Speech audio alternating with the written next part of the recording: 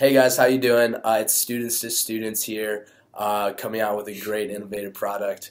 So we actually didn't start off with this. We started off looking at food waste and recycling, but after talking to people, we realized that there wasn't a big need for us to step into that space. So we decided to shift our focus a little. We went back to the basics, went to the Union, Fishbowl, Mason Hall, and interviewed students and found out that there was a lack of connection in the classroom and that it was tough to find resources to study on campus.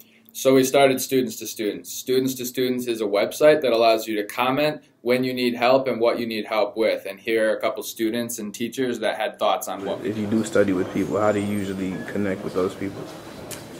I feel like honestly it's usually if they know me in class, but if not, like I don't really reach out to people, nor I don't think people really reach out to anyone to like be like, oh, do you want to study together?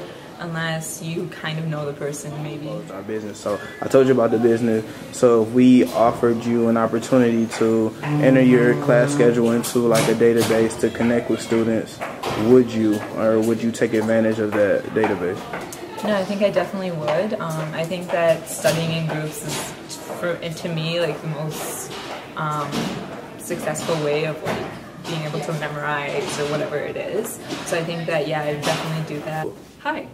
So I'm a professor in the English department, and I would not endorse a kind of social media space for having students interact of this kind, because I think honestly I would prefer that I make that kind of space possible for my students. So how do you currently promote students working together in your economics courses?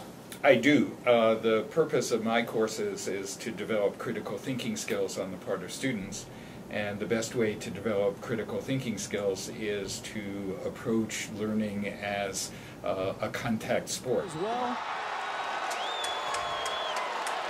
Big block field goal this season by Callahan.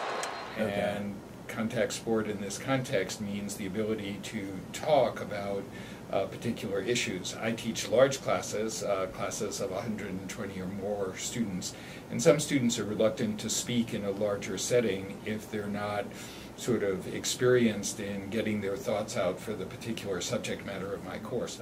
So Okay, neat. So we just showed you our product. Would you ever promote something like this in one of your classes? Well, of course, there are a number of practical issues that are raised. There are issues of privacy, there are issues of liability, there are issues of how the groups get put together. In principle, those would have to be worked out before something like this would make sense to adopt.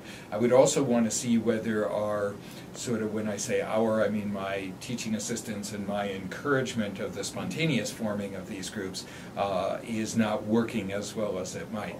But I think the idea of trying to promote discussion groups that are formed among students is a very good one. So our initial idea was to start some sort of Facebook group to connect students, and mostly freshman students in bigger courses. Then we talked with professors and realized that they wanted a more professional interface, and then we also expanded to all levels of students. We started out by trying to remember HTML code, which failed. Then we switched over to a Google site, which was too basic, and the interface was pretty hard for users to collaborate. So we switched over to a WordPress, which allowed us to host comments and have users interact that way. So check out our process. Teaching takes a lot of time. We just want you to understand history, science, English, math, and all of the other subjects. My God, look at that test. I think that they thought it's multiple choice. Another bad grade. What a waste. Oh no. Another try. I hope that you started studying 20 minutes every night and you'll remember everything. It's okay to study with friends, reviewing notes, or playing games. Grab some paper and a pen. You can make flashcards over the weekend. So I hope you remember, or you're gonna go down in flames. You can flip the test over and still have multiple choice. Oh man, I hope you study, cause if not then you're insane. But if you did then you're lucky, cause you got a good grade. Cause you're young and you're reckless, you won't do any of your work. Ask me for extra credit.